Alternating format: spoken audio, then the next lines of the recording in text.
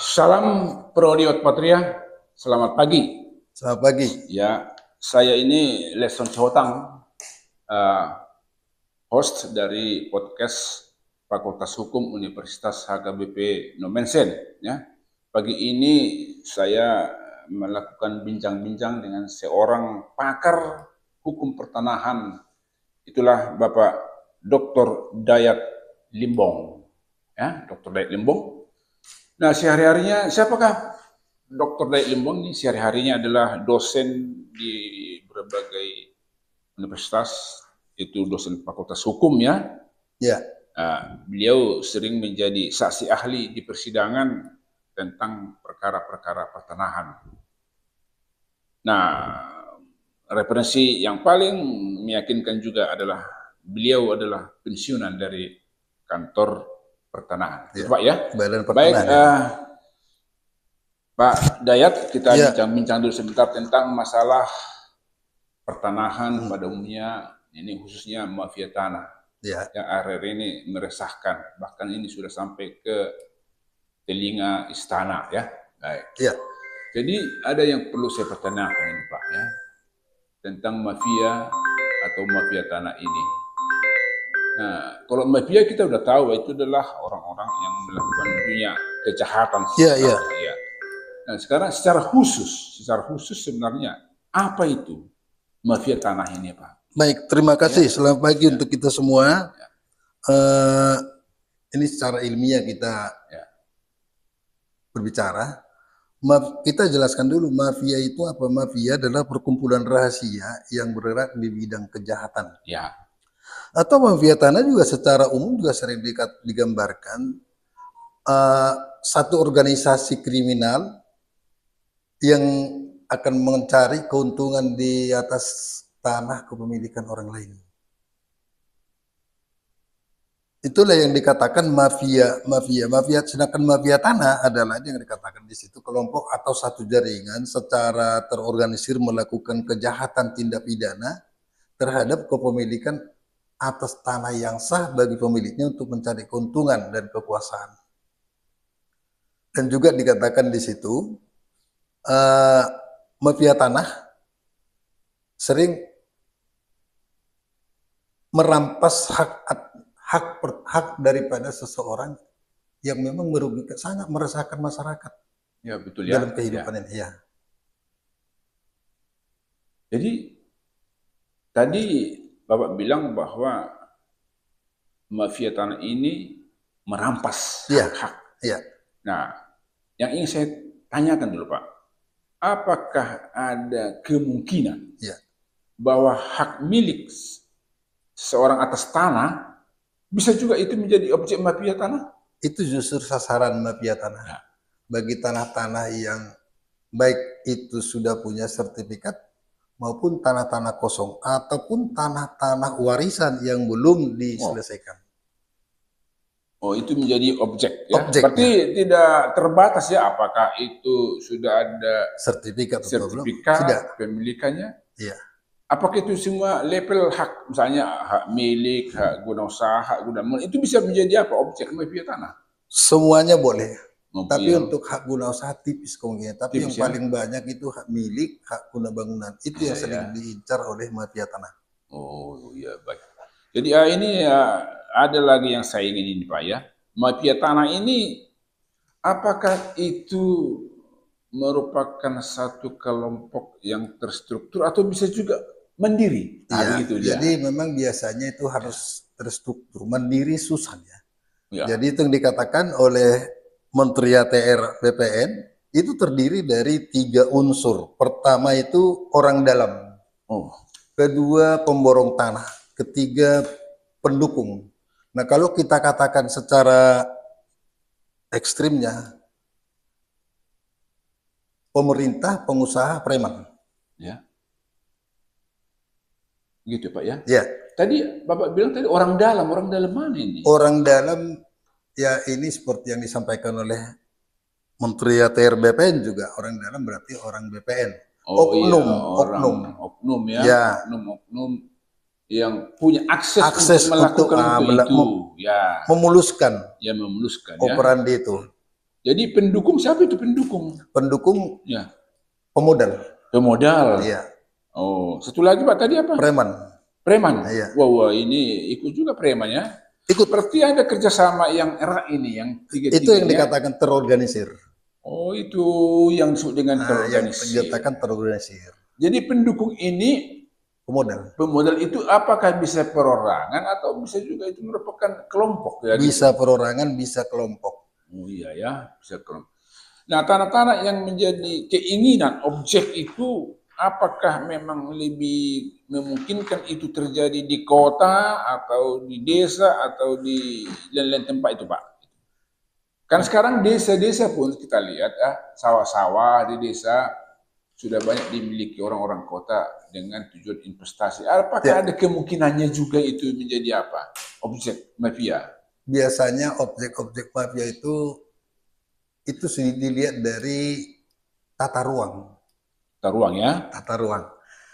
Contohnya kita lihat yang sekarang viral ini adalah laut yang sudah disertifikatkan. Ini laut yang sudah disertifikatkan ya? Iya. Itu tata ruang. Iya. Dan itu sudah tata ruang dan itu memang laut sudah disertifikatkan. Jadi kalau kemungkinan apakah itu juga pekerjaan mafia tanah itu? Pemagaran laut? Ya. Yang ilegal itu yang kita anggap ya? Semua. Tapi kata ada kemarin dikatakan bahwa itu punya izin. Iya. Jadi apakah itu yang dikatakan terstruktur ini? Ada kerjasama pendukung dengan pihak apa? Orang dalam? Itulah yang saya katakan terstruktur karena kenapa? Menurut administrasi pertanahan yang dapat kita berikan hak guna bangunan itu adalah di atas tanah. Iya. Bukan di atas air. Di atas air ya. Tapi menurut mereka itu di luar areal yang tidak dapat diberikan hak. Jadi berarti itu termasuk areal yang dapat diberikan hak menurut Menteri ATR BPN pada saat penjelasan pertama waktu kita lihat. Iya. Ada yang menarik ini Pak ya. Ya.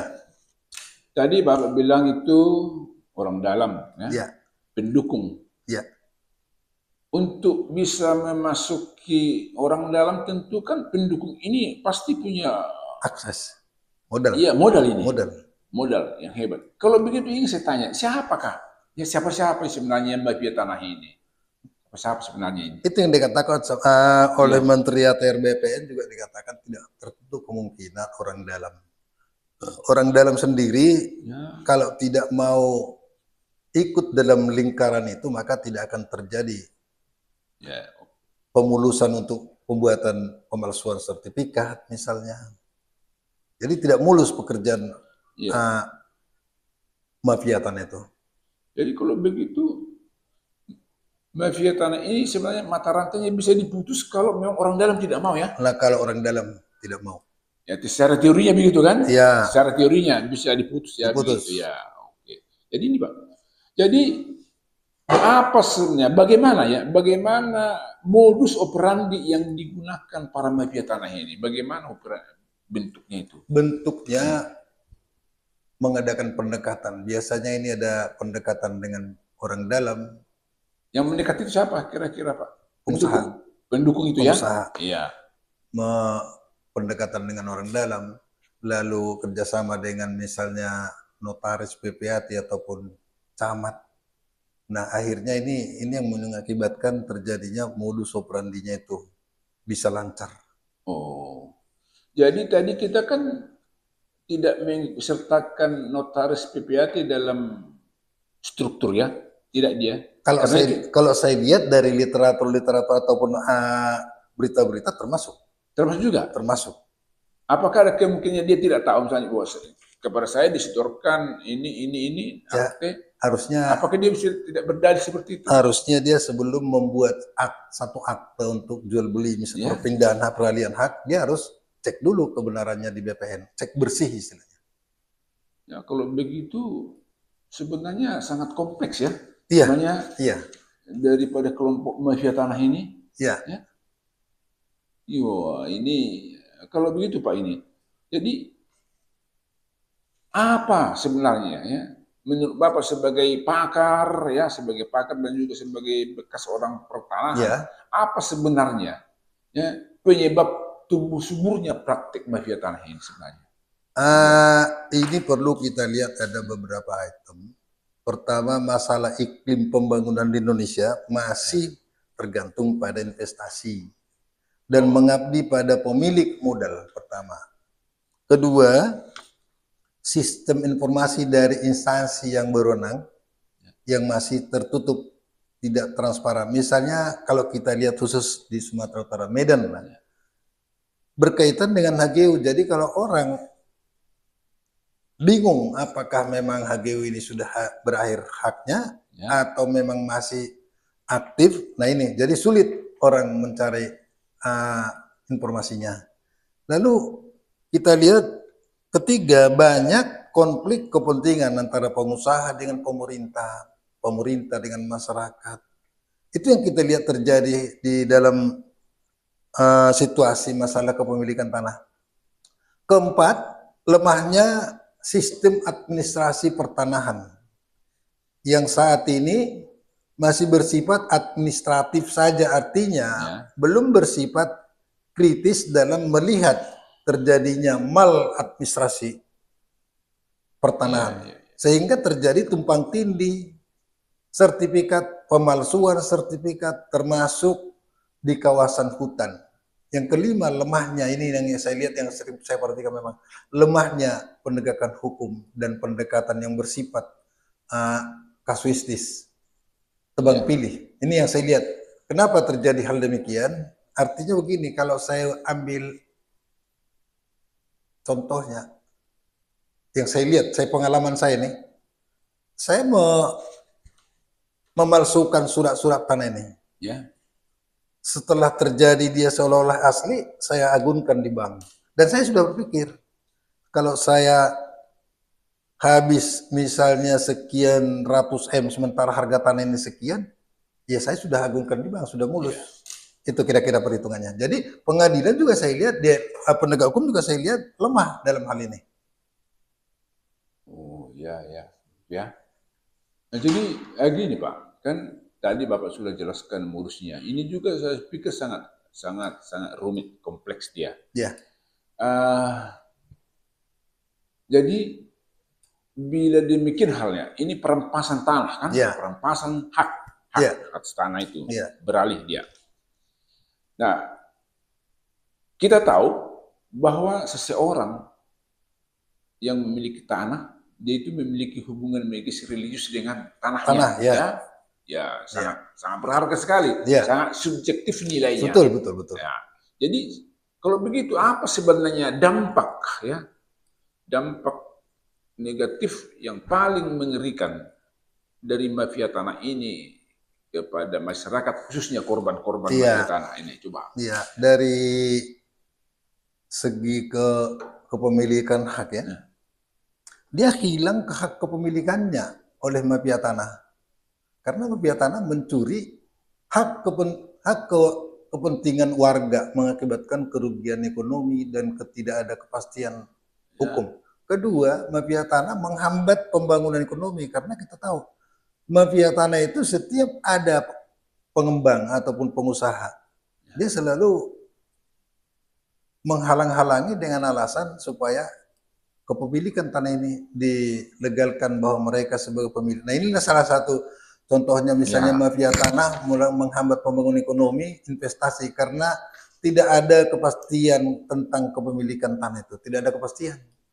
Begitu ya. Nah, itu dampaknya begitu, sehingga masyarakat yang dirugikan. Nah, mau saya tanya Pak, apakah ada lahan yang steril dari upaya-upaya mafia tanah ini? Contoh kita lihat, di beberapa kota kan sudah ada kawasan industri yang dibangun oleh pemerintah. Nah, apakah itu apakah itu bisa steril itu dari mafia tanah? Karena kan sudah ada semacam pemetaan siapa pemiliknya yang terdaftar. Mafia tanah itu lebih lihai. Itu juga ya. Lebih lihai. Jika dia memang melihat ada kesempatan, dia kemungkinannya dia terus berusaha. Nah, kalau begitu, apa sebenarnya, bagaimana apakah ada kemungkinan dulu saya katakan bahwa kita bisa memberantas mafia tanah ini, bisakah? Adakah ada kemungkinan ke sana Ada. sebenarnya? Kita lihat komitmen daripada Menteri ATR BPN. Dia menyatakan, saya siap tindak tegas mafia tanah. Dan kalau memang dia bersalah, saya serahkan langsung ke aparat. Ini adalah peringatan bagi siapapun yang terlibat dalam mafia tanah. Terutama dari Kementerian ATR BPN sendiri. Saya tidak segan-segan untuk mengantarkan langsung ke penegak hukum.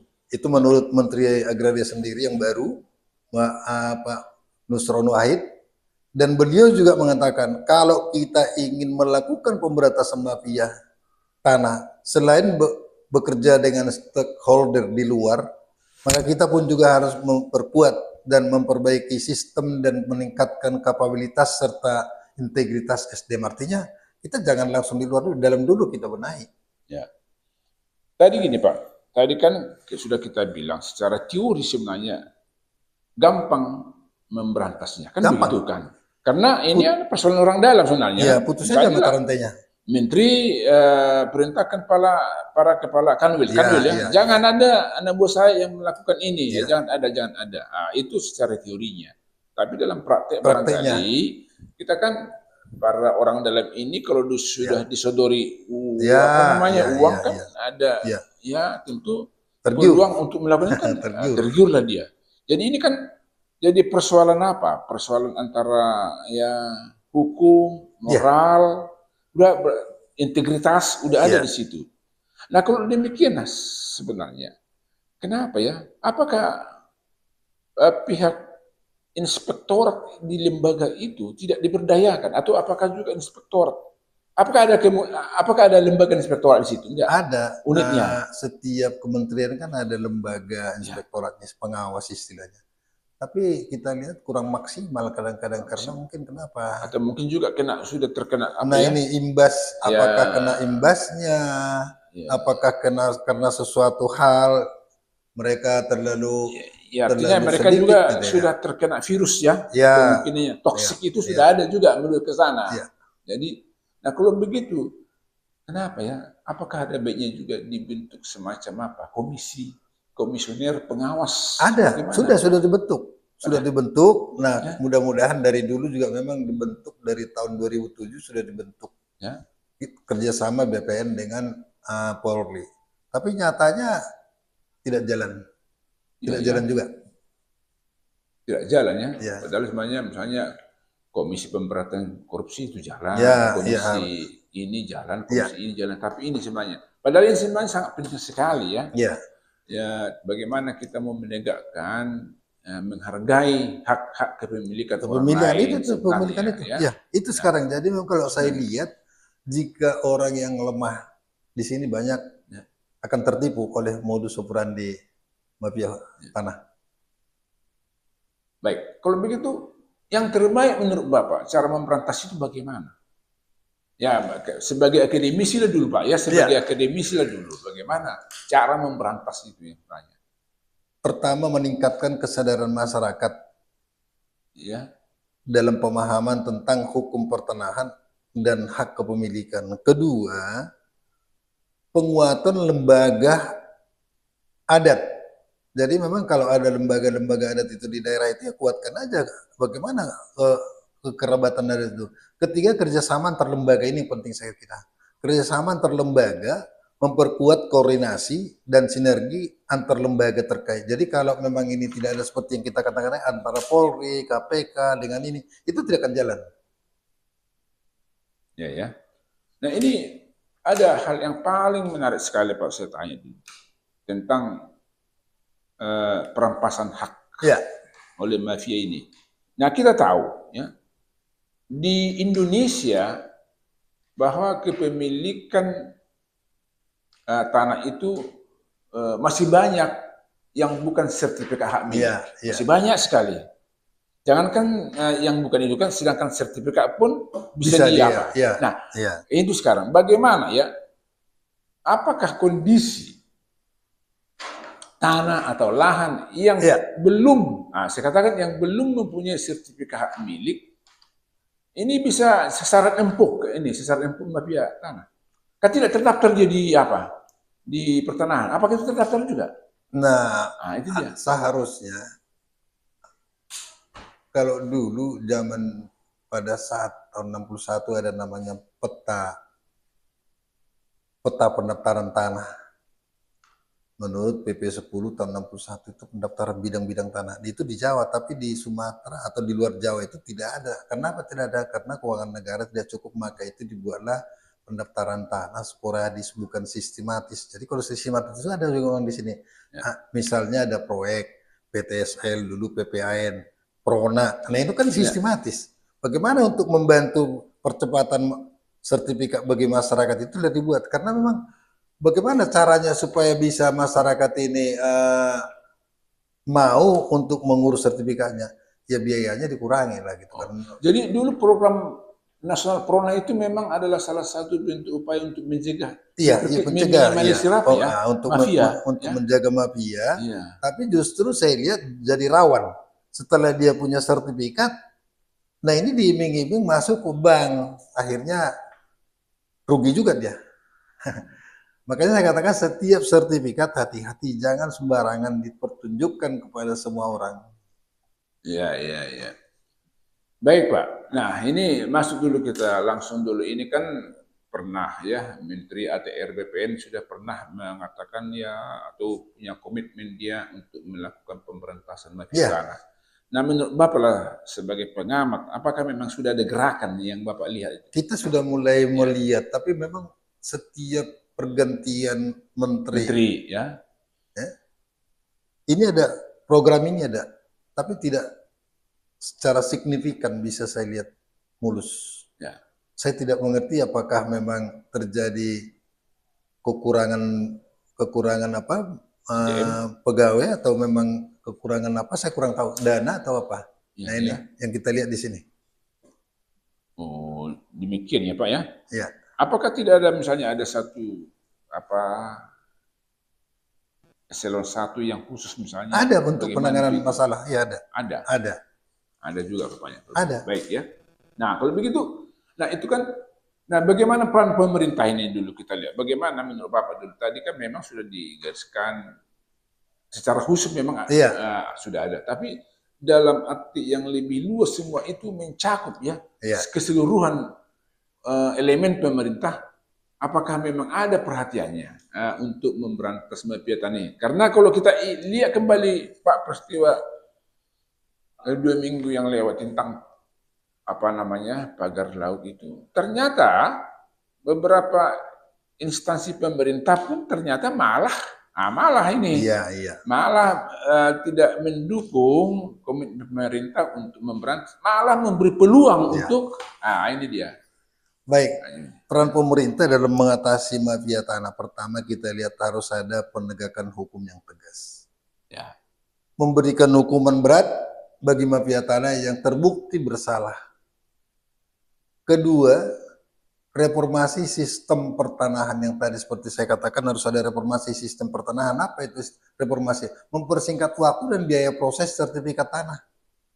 Ketiga, peningkatan transparansi, membuka akses pihak kepada publik terhadap data pertanahan secara online. Ini memang sudah ada secara online, tapi mungkin masih banyak masyarakat yang belum paham betul bagaimana untuk melihat informasi pertanahan secara online. Nah ini perlu pemahaman memang, penyuluhan kepada masyarakat. Keempat, peningkatan kapasitas aparat, memberikan pelatihan kepada aparat penegak hukum. Nah ini penting, inilah yang harusnya peran pemerintah dalam mengatasi mafia tanah. Baik Pak ya. Nah Pak, kita kebetulan hidup di kota besar.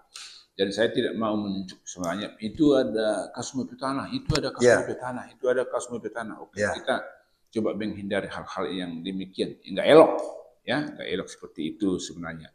Tapi apalah ya, ini yang terakhir Pak ya, terakhir saya. Apalah saran Bapak, terutama